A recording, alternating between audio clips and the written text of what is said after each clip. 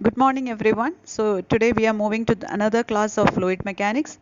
In the previous class, we had discussed the various fluid properties, and we had also done some numerical problems based on the fluid properties. Today, we are going on with the module 1, and this is the syllabus of module 1, and the portion that is marked in red will be covered in today's class. So first we will start with Newton's law of viscosity. So in the previous class, I had told you that when you consider fluid flow, the flow happens in layers. And also I had told you that there exists a shear stress between two successive layers of a fluid flow. So using Newton's law of viscosity, we are going to find out the expression for finding out the shear stress that exists between two layers of a fluid flow. So the shear stress tau, it is designated using tau, on a fluid elementary layer is directly proportional to the velocity gradient. So what is velocity gradient? Velocity gradient is the change in velocity that is happening between two layers of a fluid flow. That is velocity gradient. The constant of proportionality used here is called coefficient of viscosity or dynamic viscosity. That is, the expression is like this: tau is equal to mu into du by dy, where tau is the shear stress between two fluid layers. Mu is the dynamic viscosity, which can be found out using the expression tau divided by du by dy. It is taken from the original equation itself. So tau by du by dy, and the unit of dynamic viscosity is Newton second per meter square. So uh, you have to write in your notebook how this unit is arrived, Newton second per meter square. So for that you have to substitute the unit of tau, du and dy. Tau is, as you know, it is shear stress, so the unit is Newton per meter square. Du is velocity, it takes the unit meter per second, and dy is the depth, it is the unit is in meters. So substituting all these units, you can find out the unit of dynamic viscosity. And as I have already told you, du by dy is the velocity gradient. Velocity gradient, I'll repeat, it is the change in velocity occurring between two different layers. That is, all the layers in the fluid flow will not be having the same velocity.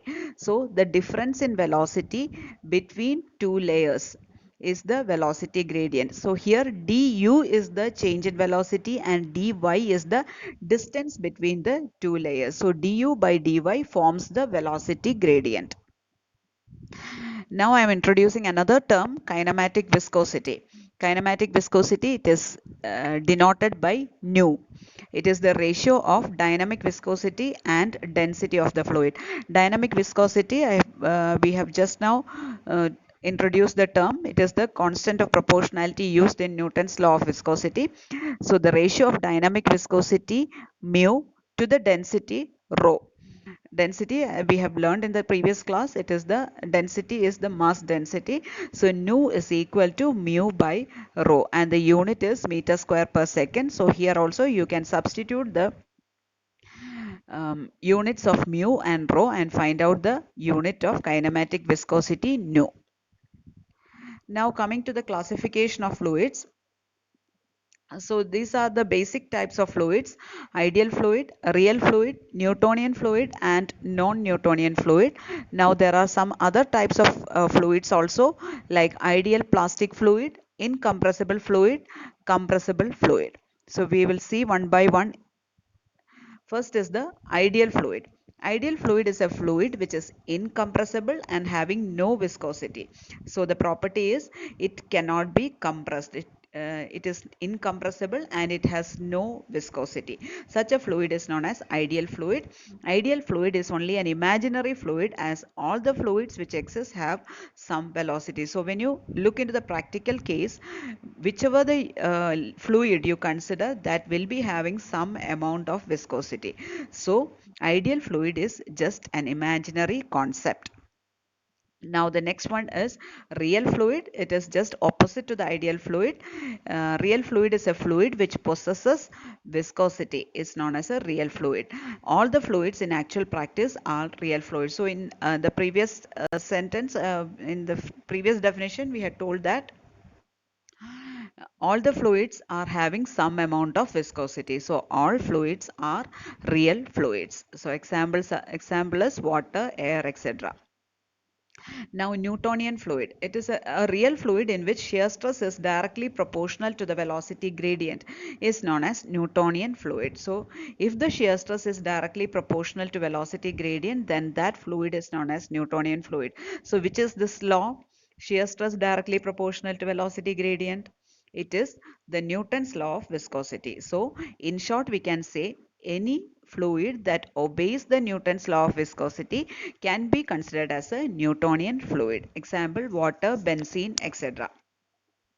Now, non-Newtonian fluid, so it is opposite to Newtonian fluid, a real fluid in which shear stress is not directly proportional to the velocity gradient is known as non-Newtonian fluid. So it means that a fluid which does not obey Newton's law of viscosity is termed as a non-Newtonian fluid. Examples are plaster, slurries, paste, etc. So in both these definitions, uh, shear stress is directly proportional. It is not in. It is typed as in. It is wrongly typed as in. It is actually shear stress is directly proportional to the velocity gradient. Now, ideal plastic fluid, a fluid in which shear stress is more than the yield value and shear stress is proportional to the velocity gradient is known as ideal plastic fluid. So, ideal plastic fluid has, it is a fluid that obeys Newton's law of viscosity. Along with that, it is a fluid in which the shear stress between the layers is more than the yield value. So there is an yield value of shear stress and the actual shear stress that exists between the layers is more than the yield value. If in such a case, the fluid is known as ideal plastic fluid. And next is incompressible fluid. So from the term itself, we can understand that the fluid cannot be compressed. Its volume cannot be changed. Its density cannot be changed by application of force. So a fluid in which the density of the fluid does not change with change in external force or pressure is known as incompressible fluid. All liquids are considered in this category. So generally all the liquids that we see are incompressible. It cannot be compressed in its volume. Next is compressible fluid. As you are aware, it is opposite to incompressible fluid. That is a fluid that can be compressed by the application of external force or pressure. All gases are considered in this category. Now moving on to the next topic, fluid statics. Fluid statics and fluid dynamics form the two constituents of fluid mechanics. These terms we had discussed in the first class. Fluid statics deals with the fluids at rest while fluid dynamics studies the fluids in motion. A fluid at rest has no shear stress. Consequently, any force developed is only due to the normal stress, that is pressure. So you are considering a fluid at rest. There exists no shear stress between the different layers of the fluid because only when it moves there exists a shear stress between the layers. So a fluid at rest has no shear stress, and the force that is present in a fluid at rest is only due to the fluid pressure of the fluid itself. Though fluid in motion gives rise to many interesting phenomena, fluid at rest is by no means less important. So, you may think that the moving fluid has more applications, but it is not so. The fluid at rest is also having lot of applications. So this is a figure which clearly tells you the difference between fluid statics and fluid dynamics. Fluid statics is a concerned with fluids at rest, whereas dynamics concerned with fluid in motion.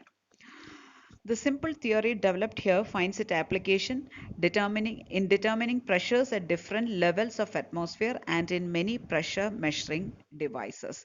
So this theory is applied in many of the pressure measuring devices. Fluid statics is applied in many of the pressure measuring devices.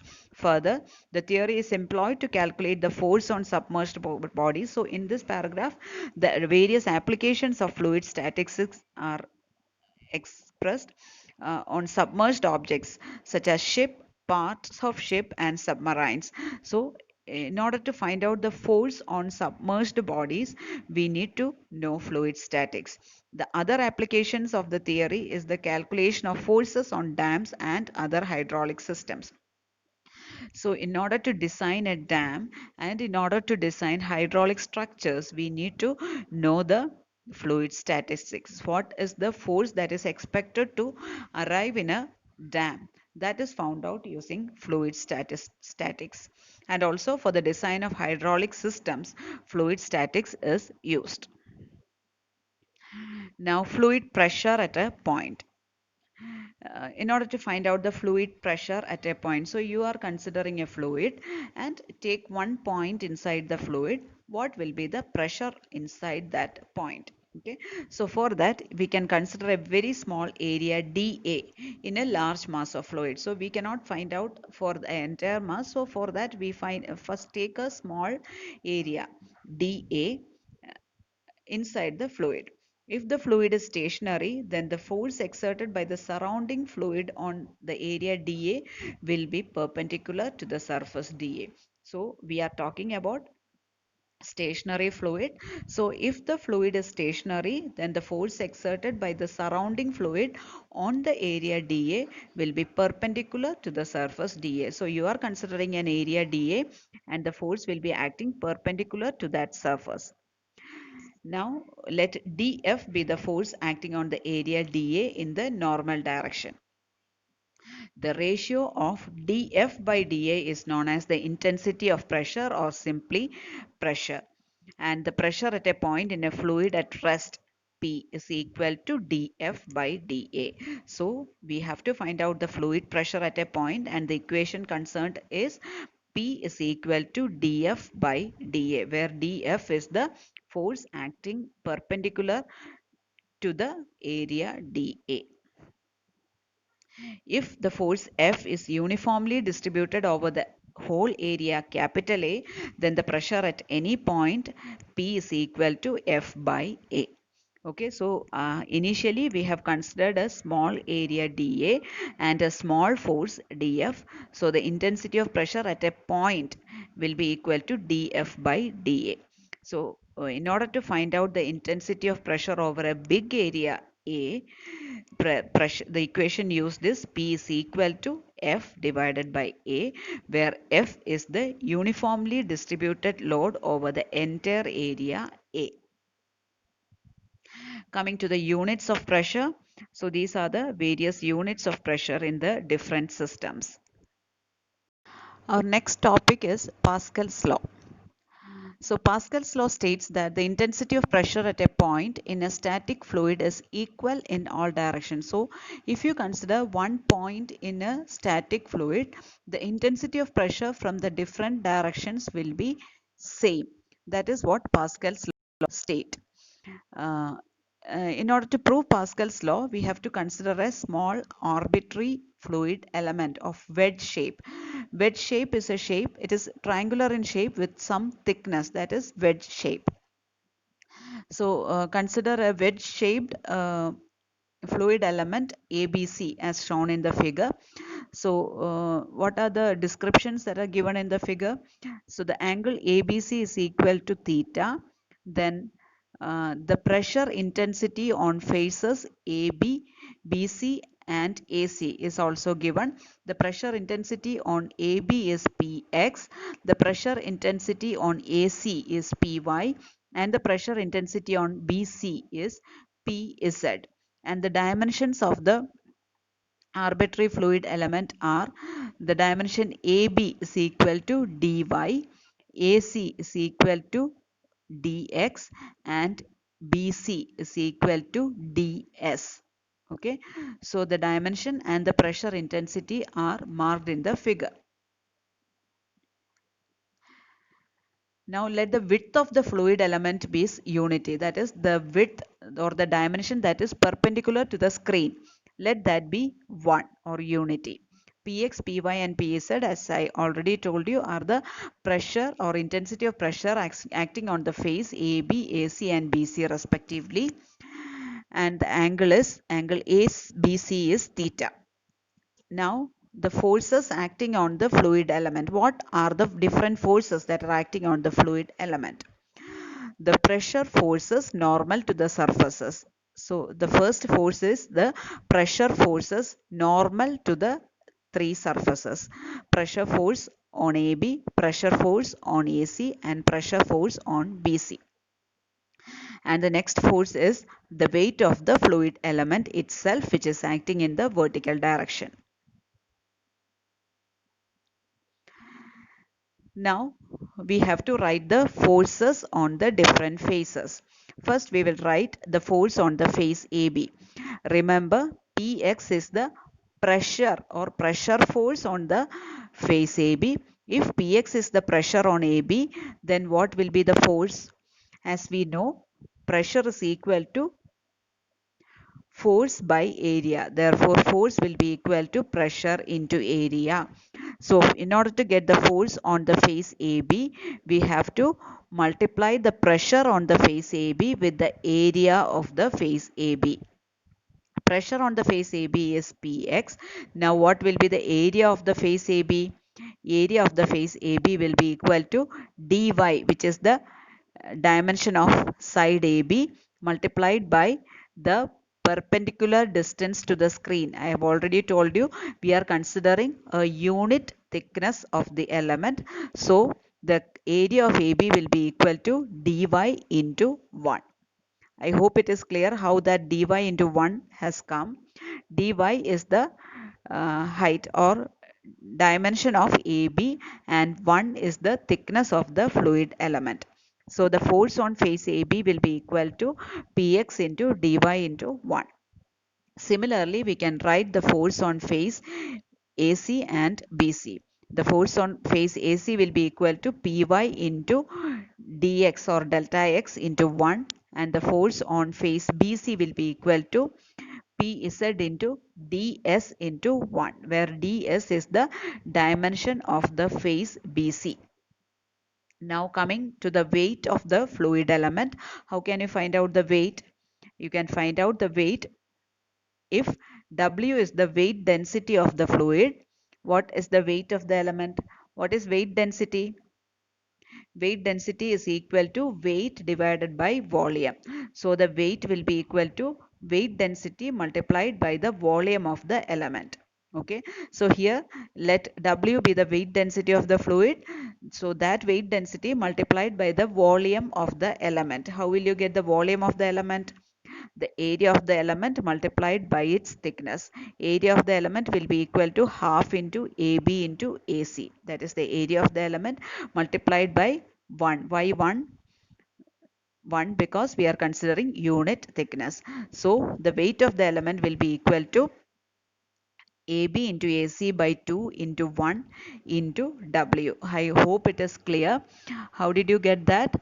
This W is the weight density of the fluid, and this is the volume of the fluid element. So volume multiplied by the weight density will give you the weight of the element.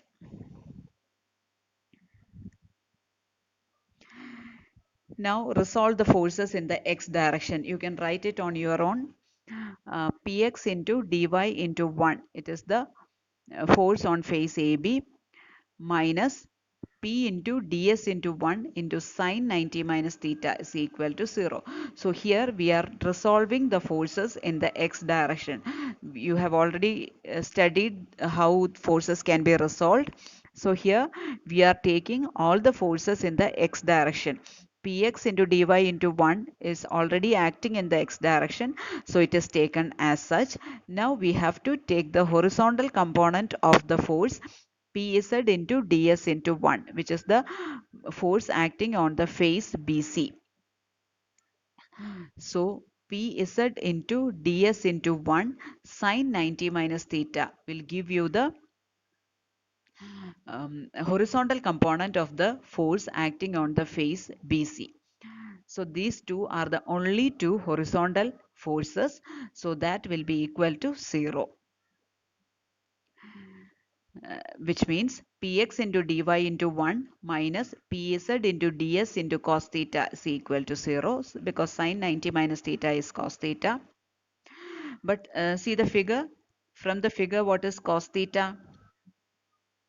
Cos theta will be equal to AB divided by ds, isn't it? Therefore, AB is equal to ds cos theta. So just draw the figure and find out cos theta. Cos theta is equal to AB, adjacent side by hypotenuse. Adjacent side is AB, hypotenuse is BC. So AB by BC, BC is equal to ds. So cos theta is equal to AB by ds, or ds cos theta is equal to AB, which is equal to dy. So you can substitute that in the previous equation.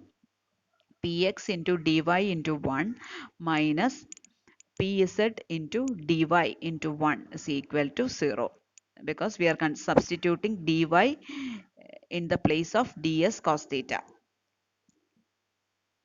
Now we can cancel dy into 1 from both the terms. Therefore, px is equal to pz.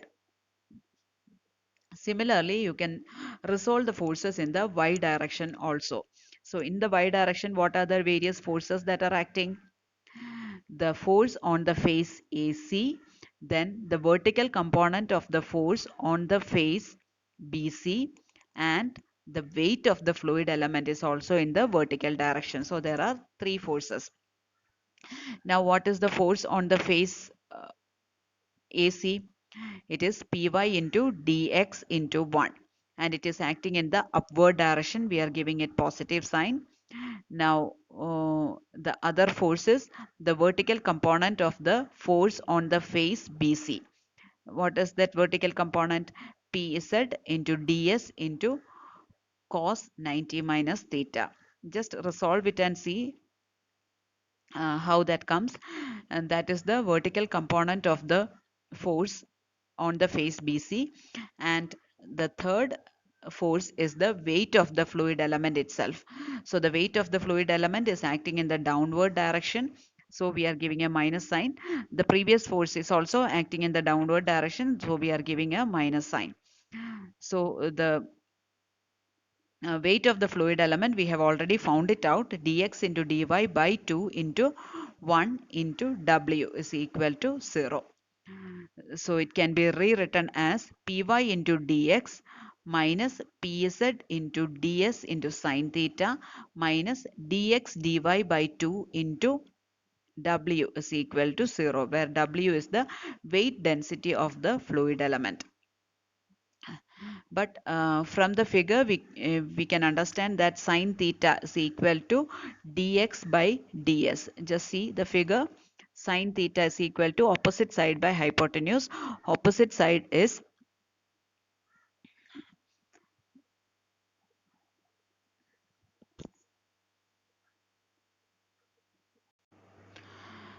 sine theta. Opposite side is dx and hypotenuse is ds. So sine theta is equal to dx by ds, or ds sine theta is equal to dx.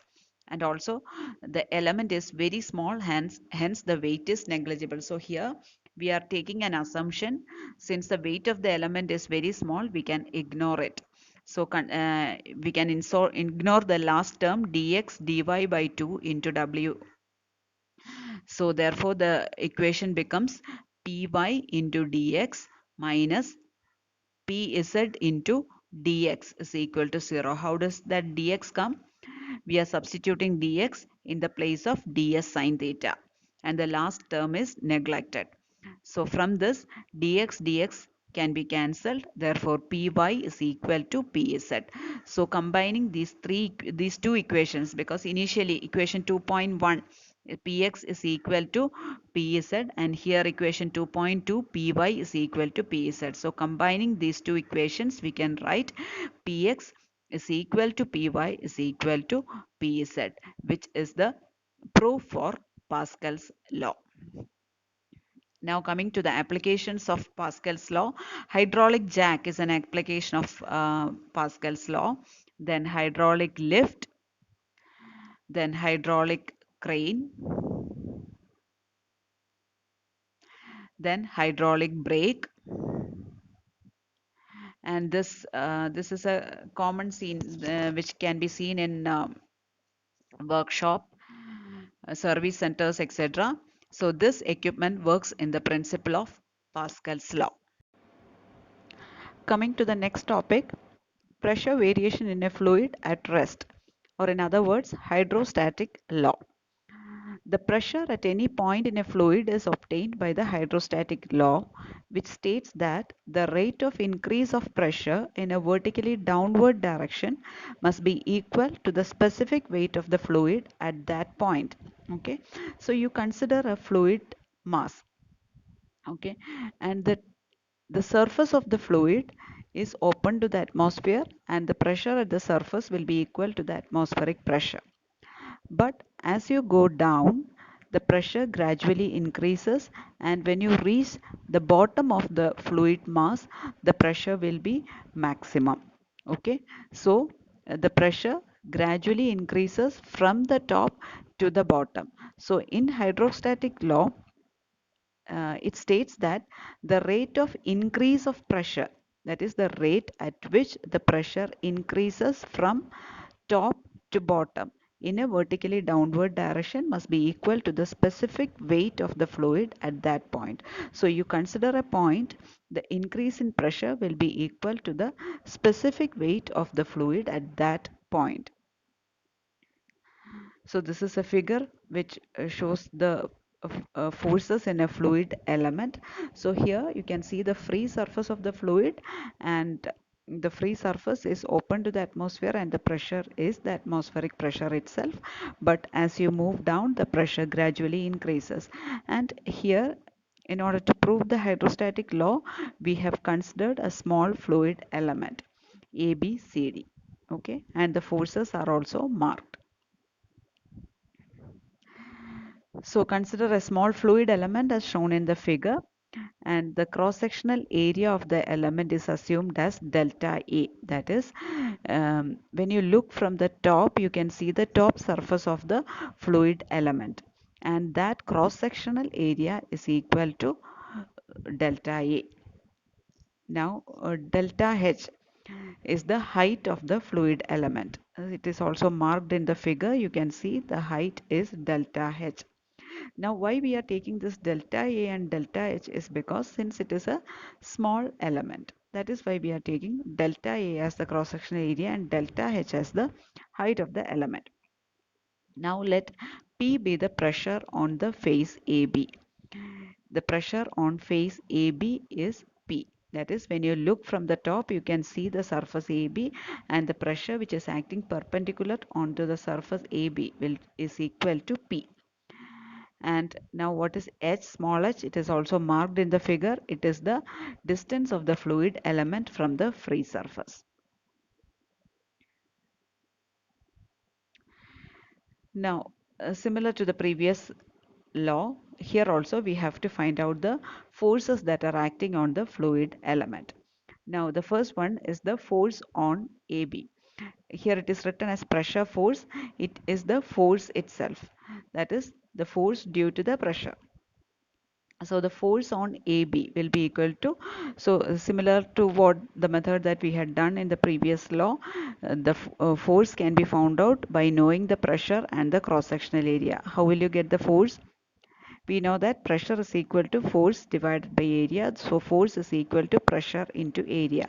So here we have assumed the pressure as P and the area as delta A. So the force on face AB will be equal to P into delta A, which is acting perpendicular to the face AB in the downward direction.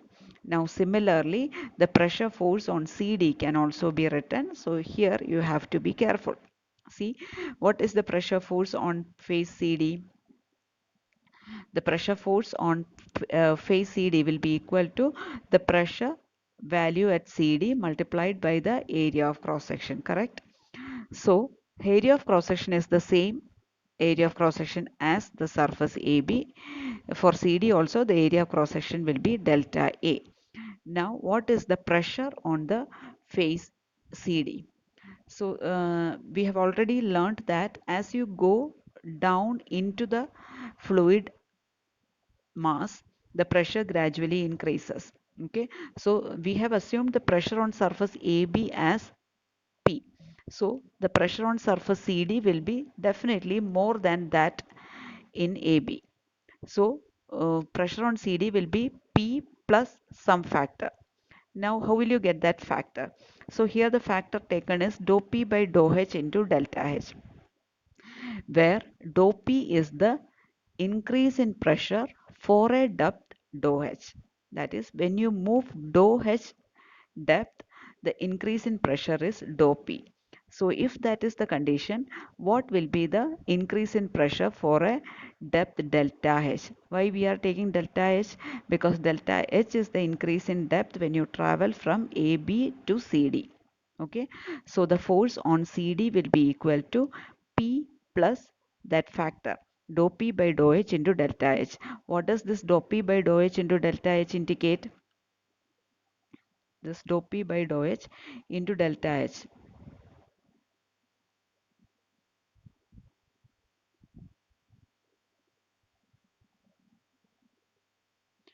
So dou P by dou H into delta H indicate the increase in pressure for a depth delta H.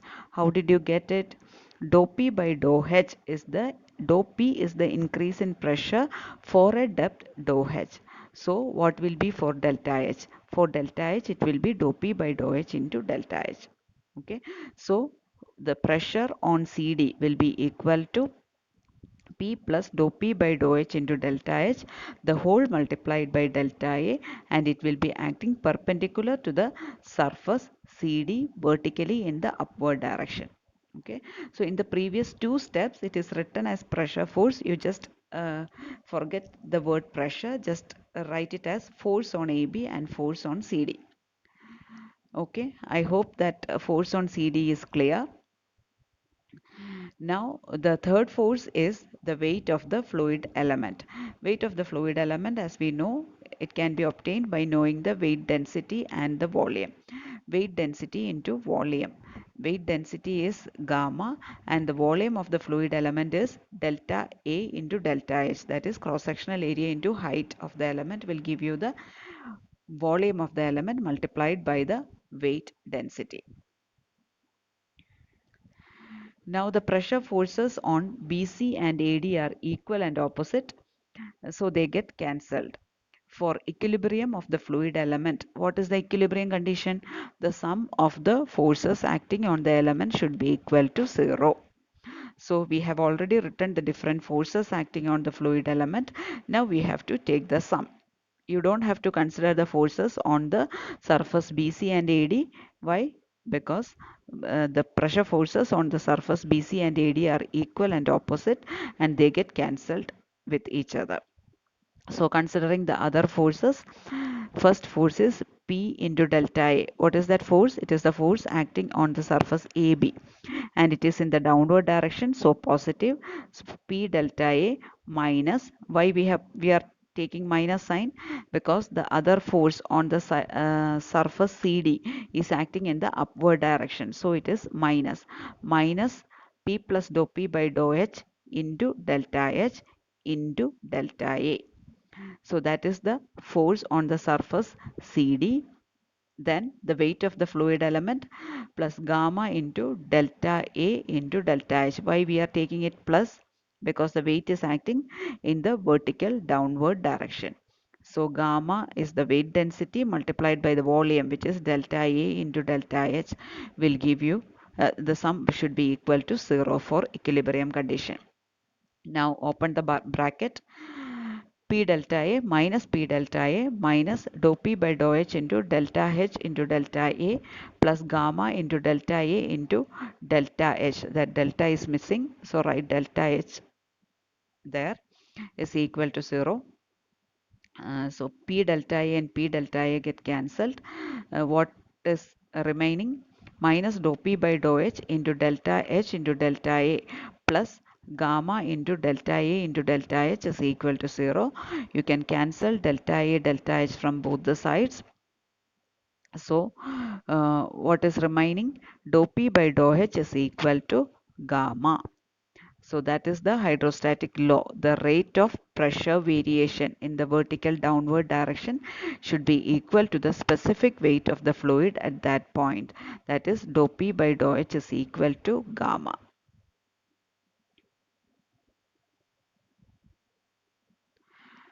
The above equation states that the rate of increase in pressure in the vertical direction is equal to the specific weight of the fluid at that point. This is hydrostatic law. Now we can integrate it because the equation is dou P by dou H is equal to gamma or equal to rho G. Okay, this is the equation dou P by dou H is equal to rho G. Now cross multiplying and integrating, what will you get? Integral dou P is equal to integral rho G dou H. So when you integrate, you can write dou P as dP. So integral dP is equal to integral rho G into dH. I hope you understood how you got it. First you have to cross multiply it and then integrate. Okay, so integral dP is P and integral rho G dH will be equal to rho GH. So P is equal to rho GH, where P is the pressure above atmosphere and H is the height of the point from the surface. So this is the continuation of hydrostatic law in order to find out the pressure at a particular point in a liquid mass. So pressure is equal to rho GH, where P is the pressure at a particular point, rho is the mass density of the liquid or the fluid, and G is the acceleration due to gravity, and H is the depth of the point from the free liquid surface. So P is equal to rho GH. This is also a very important relationship. You have to learn it. So P is equal to rho GH. And if from this you can write an expression for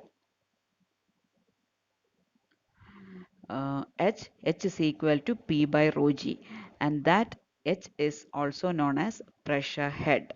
So very important two relationships. P is equal to rho GH and H is equal to P by rho G, and H is equal to P by rho G is called the pressure head. Okay, so I hope it is clear. So hydrostatic law, according to hydrostatic law, the rate of increase in pressure is equal to the specific weight at that point. So this is the hydrostatic law, and this is the next equation is the continuation of hydrostatic law, which is obtained by integrating the expression of hydrostatic law. So three important relationship: dou P by dou H is equal to rho G, then P is equal to rho GH, and H is equal to P by rho G, where H is called the pressure head. So coming to the next topic, the types of pressure. First one is absolute pressure. It is the actual pressure at a given position, and it is measured with reference to the absolute zero pressure.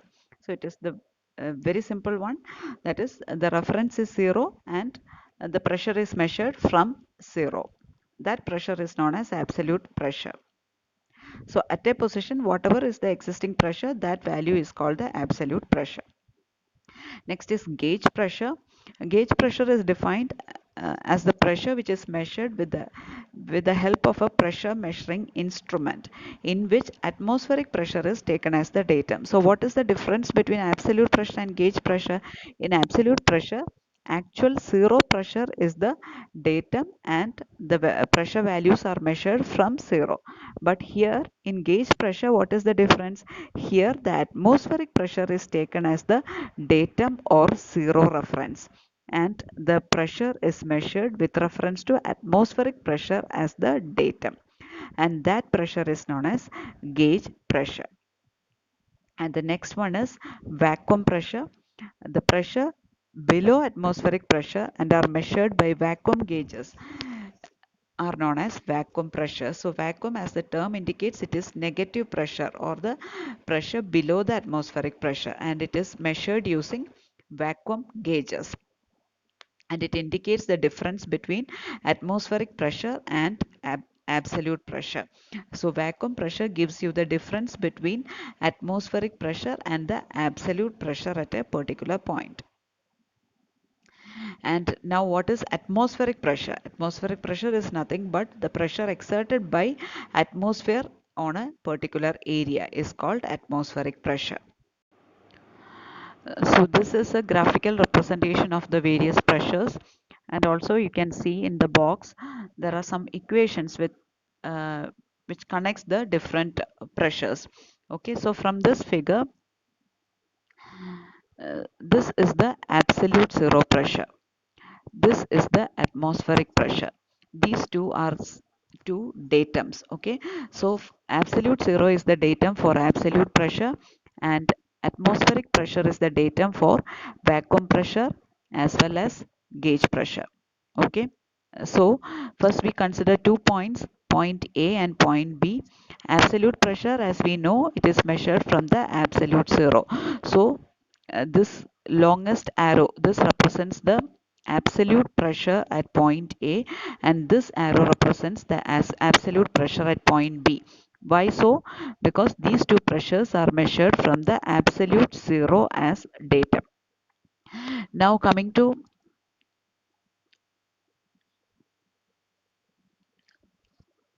the gauge pressure and vacuum pressure. For gauge pressure and vacuum pressure, the datum is atmospheric pressure. So at point A, the gauge pressure will be equal to the value represented by this arrow. That is from the reference line atmospheric pressure up till the point A. Similarly, uh, the vacuum pressure at point B is represented by this arrow, that is from the atmospheric pressure up till the point B. Now why it is known as vacuum pressure? Because it is measured below the atmospheric pressure, and the pressure at point A is known as the gauge pressure because it is measured above the atmospheric pressure. Now coming to the relationships. Uh, First relation is P gauge is equal to P absolute minus P atmosphere. See, we can consider the point A. The pressure at A, the gauge pressure at A will be equal to, see, the gauge pressure at point A will be equal to what? It will be equal to P absolute minus P atmosphere. What is P absolute? It is represented by this big arrow minus P atmosphere, which is this value. So this long arrow minus this value will give you the gauge pressure at point A. Now, how will you get vacuum pressure? P vacuum is equal to P atmosphere minus P absolute. So this is pressure at the atmosphere, that minus the absolute pressure at point B, which is represented by this line. So P vacuum will be equal to P atmosphere, which is this, minus P absolute, which is this. So the difference will give you P vacuum. Now the third relationship is P absolute is equal to P atmospheric plus P gauge. That is, consider the point A. Consider the point A. So here the absolute pressure, that is this longest arrow, that will be equal to P atmosphere. P atmosphere is up till here. This much is P atmosphere plus P gauge. This is P gauge. So P atmosphere plus P gauge will give you the absolute pressure at point A. So P absolute is equal to P atmospheric plus P gauge. So I hope that is clear. Now, measurement of pressure. The pressure of a fluid is measured by using, first method is by using manometers. Manometer is defined as a device used for measuring the pressure at a point in a fluid by balancing the column of fluid by the same or another column of fluid. So the principle is by balancing the column of fluid for whose pressure has to be found out, and that is balanced using another column of fluid. And we will study in detail how a manometer works. There are two types of manometers: simple manometer and differential manometer.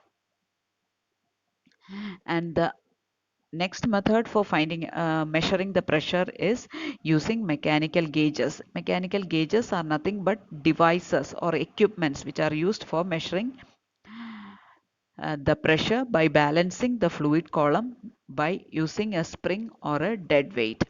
So we don't have to study in detail how a mechanical gauge works, but we have to study in detail how a manometer works. So both these equipments measure pressure by balancing the fluid column. We will learn in detail how this balancing of fluid column is done. So these are different mechanical gauges. First is diaphragm pressure gauge, is the figure. Then Bourdon tube pressure gauge. Then dead weight pressure gauge and bellows pressure gauge. So you just need to know the names of the gauges. You don't have to learn in detail about this. So those were some of the figures of the mechanical gauges. Now measurement of pressure using simple manometer.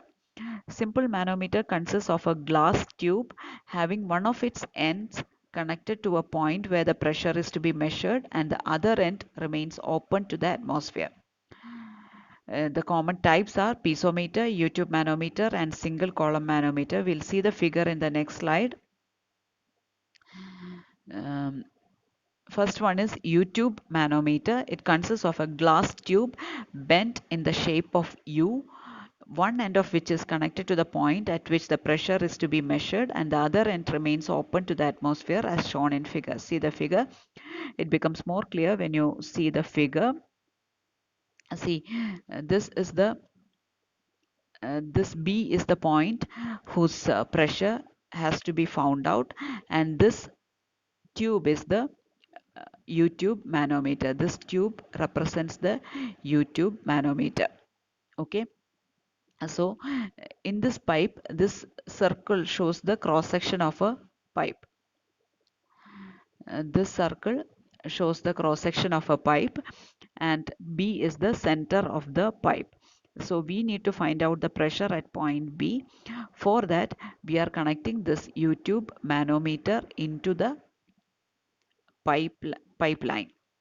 Okay, so this U-tube manometer will be having a liquid. This black color one is the liquid, and that liquid should be having a specific gravity which is more than the liquid which is passing through the pipeline. Only in that case we can find out the pressure at point B. So the liquid generally used in the manometer is mercury. So the tube generally contains mercury or any other liquid whose specific gravity is greater than the specific gravity of the liquid whose pressure is to be measured. See, you can see two figures here. One is for finding out the this one is for finding out the gauge pressure, and this one is for finding out the vacuum pressure. We have already learnt the difference between gauge pressure and vacuum pressure. Gauge pressure is the pressure measured above the atmospheric pressure, and vacuum pressure is a measure which is below the atmospheric pressure. Now for gauge pressure, how does this work? How does this manometer work? Now you can see that B is the point whose pressure is to be measured. Let P be the pressure at point B. Okay. Now let AA be the datum line. See this line AA. Let this be the datum line. So where do you take this datum line? The datum line has to be drawn perpendicular to the lowest point of the manometric fluid. So this is the lowest point of the manometric fluid. Here you can see the lowest point of the manometric fluid, and here you draw a horizontal line AA. Then that is taken as the datum. Okay. And now what is H1? H1 is the height of the liquid. So before we go into the details, first I'll tell you how we find out the pressure using this manometer. First we have to connect the manometer to the pipe. So this is the pipe and this manometer is connected to the pipe. Okay, so this is how it has to be connected. So when it is connected, what happens is the fluid from the pipeline enters into the manometer and it pushes the manometric fluid, which is commonly used one as mercury. It pushes the manometric fluid and it is risen up to this level. Okay, so the fluid in the pipeline will enter the manometer and it will push the manometric fluid, and the manometric fluid finally reaches into a height h2, and the lower end of the manometric fluid is the point where you have to draw the datum line. So AA is drawn at the point where the manometric fluid is at the lower level, and that AA is taken as the datum. Now see the markings. What is H1? H1 is the height of light liquid above the datum line. What do you mean by light liquid? Light liquid is the liquid of lower specific gravity. So we have already learned that the manometric fluid, what is manometric fluid? Manometric fluid is the fluid that is used in the manometer. So the manometric fluid should be having a specific gravity higher than the fluid in the pipeline, or fluid whose pressure has to be found out. Okay, so the manometric when the manometer is connected to the pipeline, the fluid enters the manometer. So H1 is the height of that fluid above the datum. Now what is H2? H2 is the height of the heavy liquid, which is the liquid in the manometer, which is commonly used as mercury. So H2 is the height of the manometer, height of the heavy liquid above the datum line. Now what is S1? S1 is the specific gravity of the light liquid or the liquid in the pipeline. Rho 1 is the density of the light liquid or the liquid in the pipeline. S2 is the specific gravity of the heavy liquid or the manometric liquid, and rho 2 is the density of the heavy liquid or the manometric fluid. Now, as the pressure is the same for a horizontal surface, hence the pressure above the horizontal datum line AA in the left column and in the right column should be same. That is, we have already drawn the datum line. So the pressure at the datum line should be same. That is, since it is a same horizontal surface, the pressure should be same on both the limbs of the manometer. That is, the pressure at this point should be equal to the pressure at this point, since both the points are on the same horizontal line. Now we have to write the pressure equation. Pressure above AA in the left column.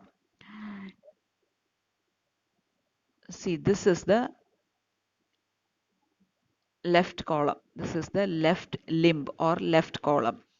The pressure above AA is the datum line in the left column. In the left column, what all things will come? In the left column,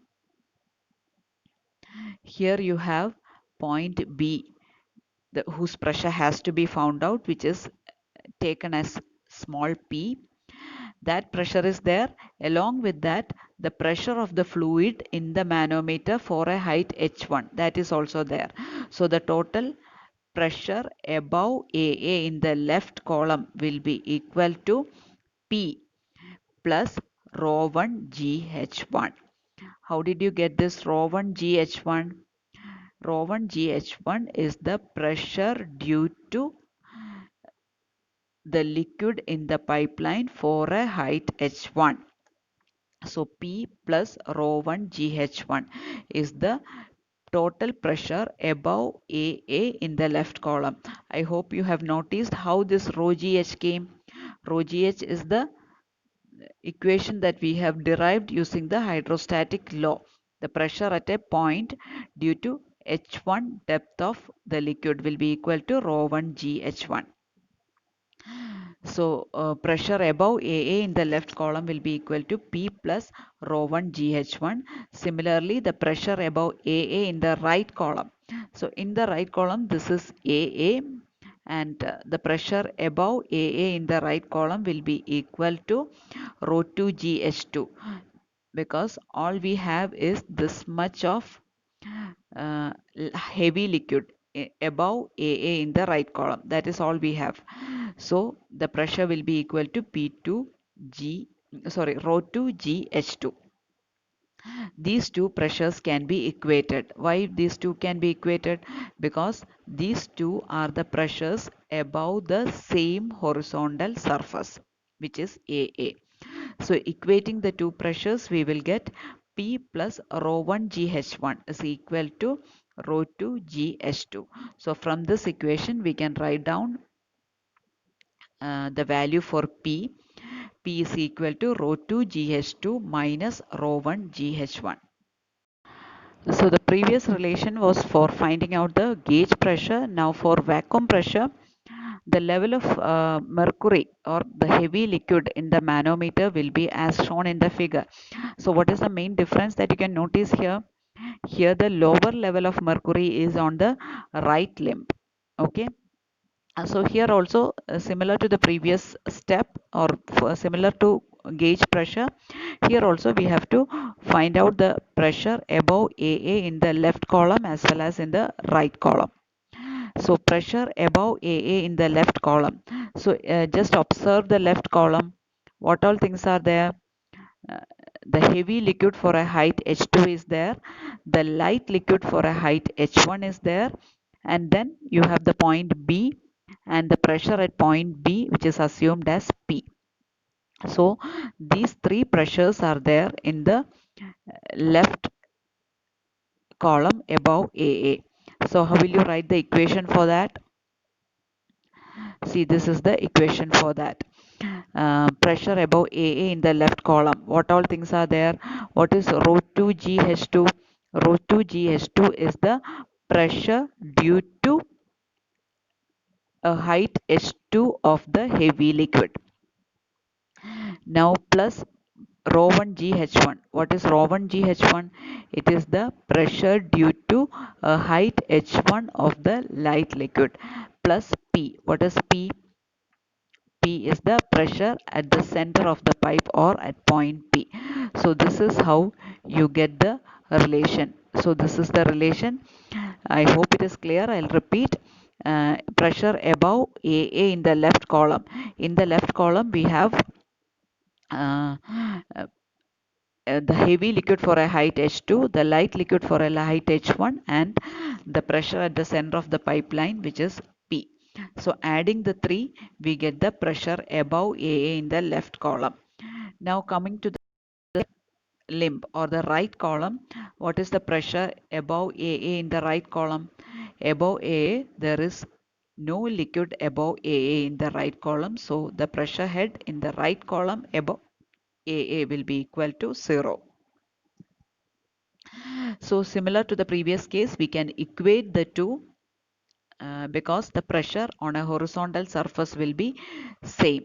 So according to that principle, we can equate the two equations. So rho 2 GH2 plus rho 1 GH1 plus P is equal to 0, or P is equal to minus of rho 2 GH2 plus rho 1 GH1.